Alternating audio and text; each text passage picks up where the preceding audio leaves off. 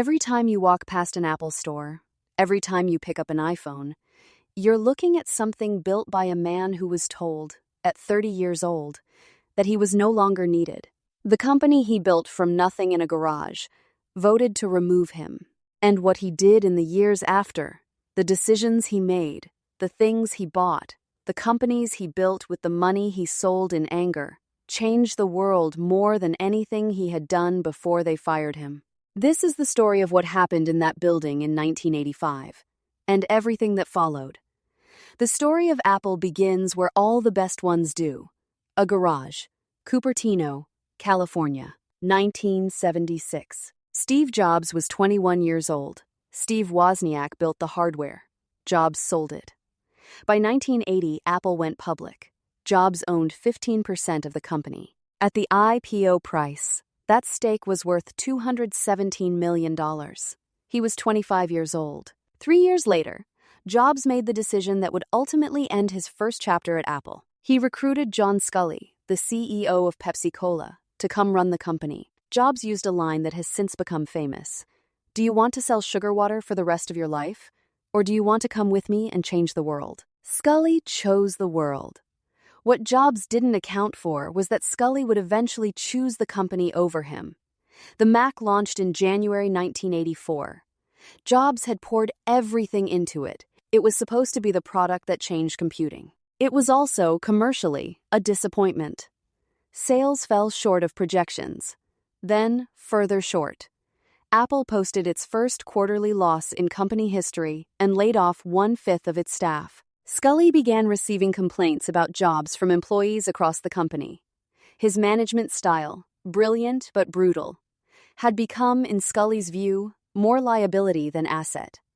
In April 1985, Sculley made his move. At a marathon board meeting that ran across April 10th and 11th, 2 full days, Sculley issued his ultimatum to Apple's board. I'm asking Steve to step down. You can back me on it, and I'll take responsibility for running the company. Or we can do nothing, and you're going to find yourselves a new CEO. The board voted. They backed Sculley, unanimously. Jobs lost all operating power within Apple. No product responsibility, no team to lead. They gave him a title, chairman, and an office. Jobs called it Siberia. Steve Jobs did not accept the decision quietly. He discovered that Sculley was planning to travel to China on a business trip. Jobs saw the window. While Sculley was in the air, he would make his move. He began quietly recruiting board members, building support for a takeover. Someone told Sculley. Sculley canceled the China trip, called an emergency meeting, made the board choose again. The board chose Sculley again. Jobs spent that summer in what he later described as a midlife crisis. He was 30 years old. He considered going into politics. He considered training to become an astronaut. What had been the focus of my entire adult life was gone. It was devastating. I was a very public failure. And then, in fury, he sold almost everything. Jobs liquidated nearly his entire Apple stake. He had owned 15% at the IPO. He sold all of it, raising approximately $21 million. All of it, except one single share. One share from a man who had built the company from a garage. So he could still get the annual report in the mail from the people who fired him. He resigned officially on September 16, 1985. Jobs didn't stay still for long. Using $12 million of his own money, he founded a new computer company called Next, high-end workstations for business and education. He was going to prove that Apple's board was wrong. Next was, commercially, a struggle. The hardware was expensive, the market was limited, but the operating system Jobs built, NextTep, was extraordinary, built on Unix. Powerful, elegant, and it would matter more than anyone knew yet. But the more consequential thing Jobs did with his Apple money was far less obvious. In 1986, he paid $5 million for a tiny animation studio that George Lucas was selling from his Lucasfilm empire. The studio was called Pixar. Jobs spent years funding Pixar himself as it burned through money developing computer animation technology. There were moments he almost sold it. Then, in 1995, Pixar released Toy Story, the first fully computer-animated feature film. In 2006, Jobs sold Pixar to Disney for $7.4 billion. The $5 million he paid with money he got from selling Apple stock in anger had become $7.4 billion. Because he was fired from Apple, Apple without Jobs did not go well. After Sculley left in 1993, a series of CEOs tried and failed to find Apple's direction. By 1996, the company was burning through cash, losing market share, and running out of time. In December 1996, Apple bought Next for $429 million. The move was described as an acquisition of Next's operating system. It was actually the rehiring of Steve Jobs. The board fired CEO Gil Amelio in 1997 and asked Jobs to come back as interim CEO. He accepted.